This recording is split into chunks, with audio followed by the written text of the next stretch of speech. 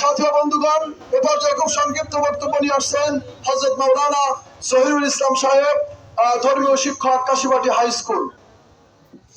আসসালামু আলাইকুম ওয়া রাহমাতুল্লাহি ওয়া বারাকাতুহু। বিসমিল্লাহির রহমানির রহিম। কুল জাআল হক ওয়া জাহাকাল বাতিল ইন্নাল বাতিলা কানা জাহুকা।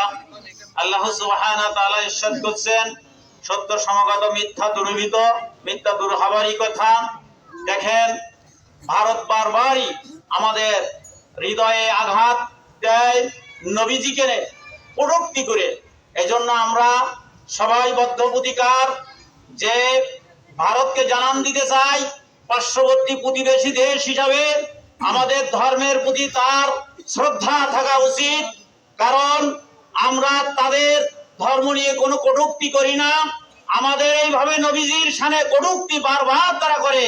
যদি তার জন্য তারা নিজে অনুতপ্ত হয়ে ভুল স্বীকার না করে এবং যারা এই জন্য দায়ী তাদের বিরুদ্ধে যে তাদের পরিচালিত প্রথা অনুযায়ী মামলা করা হয়েছে, যদি তাদের গ্রেফতার না করে, তাহলে আমরা সকল বাংলাদেশি সম্মিলিতভাবে ভারতীয় পণ্য বয়কট করতে সকলেই ঐক্যবদ্ধ হব।